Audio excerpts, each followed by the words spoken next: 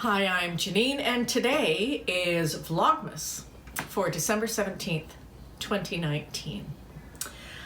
I apologize for not posting a vlog yesterday, but I had kind of a crazy day, full day at work.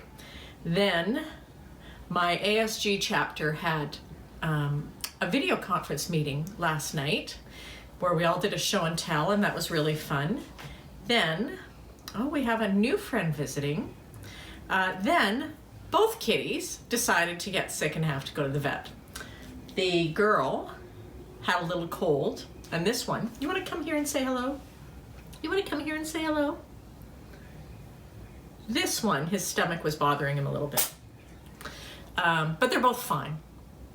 They're both fine, and I'm glad they got their little illness this week instead of next week when maybe we would have had to go to the emergency clinic.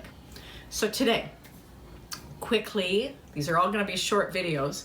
I'm going to show you something that I made before we went to London and answer a couple of questions.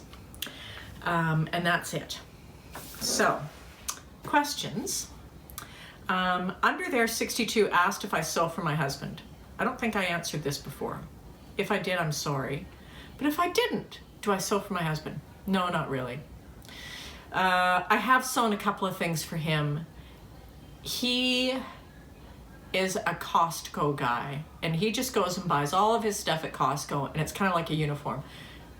Golf shirts in summer, button-down shirts in winter, easy care trousers. So I've made him a couple of things. The only thing I've made that he wears a lot is a chef's jacket because he does like to cook. But he's always asking me to fix things. So he'll bring his leather briefcase and say, can you fix this triple layer strap? No, I can't. I can't do that. And well, could we get you a new machine that'll do that? No, I don't really want to be doing that. So I don't sew for him really. Occasionally, if he saw something he really liked, yeah, I would sew for him, but he hasn't ever suggested it. Kathleen Kobe, I'm sorry if I didn't pronounce that right, asked how I learned to do a Hong Kong finish. And I am not an expert at a Hong Kong finish. I'm trying to learn it, but hey, it's sewing. Practice makes perfect. My primary resources that I use are books. And one book I use all the time is the Thread Sewing Guide, which most of you probably have. And I think it's pretty good. Nice color pictures, pretty good instruction. You know, it's a good book. It's a good book. However, the book I prefer is the Reader's Digest Complete Guide to Sewing. The version that I use is the 1976 version, and I bought this on eBay a couple of years ago. And I prefer this book because everything is in here. I mean, this is a complete guide to sewing.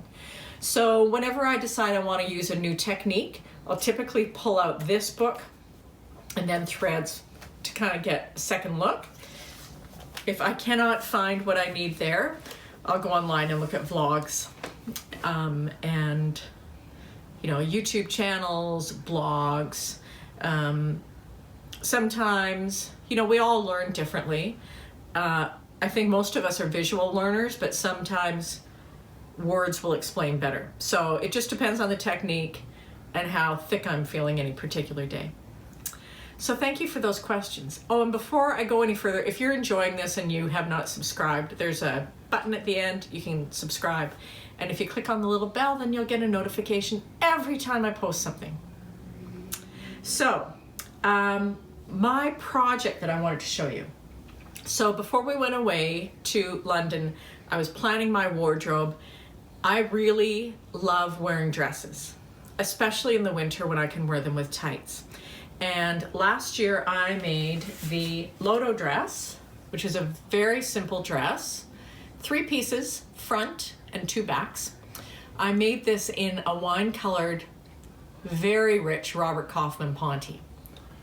Really like it. So I started thinking about that dress like 2 days before we were going away, and I realized I had a piece of black Ponte in my stash. And this dress does not need a lot of fabric. I only used 1.5 yards, even though the pattern calls for 1.75, and I have a little bit of fabric left. So I decided to quickly make up a Lodo dress, and I think I went from laying it out to finished in 3.5 hours, which is super fast for me, because I can take something that would take you 20 minutes to sew and turn it into a 6-hour marathon. So I'm gonna show a picture of me wearing this dress, but it's just very simple. This is designed to be a dress, but I wear it as a jumper or a pinafore. In this kind of weather, I like to throw a t-shirt on underneath it, or a turtleneck or something. But it's very simple, just with the V-neck.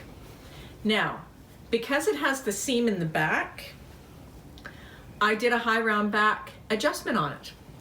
I lengthened it a little bit here, just by, cutting the pattern paper and opening it up a little bit. And then I did 2 darts in the shoulders. And I think it made a difference in the fit. I did not pull it down even one time. So I was really pleased with this, and I wore this at least twice when we were away. And I will certainly be wearing it because we're in for some cold weather. So that's what I have for you today. I'm going to go downstairs and finish off my gifts for people at work. I made spiced pecans. I hope people like them. I like them. I made spiced pecans, so I'm going to take those to people at work tomorrow. We have a holiday party at work tomorrow, and then tomorrow night I'm going to start on a project. Thank you for watching and for commenting and following me along on this little trip. I hope you have a great rest of the day Wednesday and early Thursday, and I'll see you sometime tomorrow.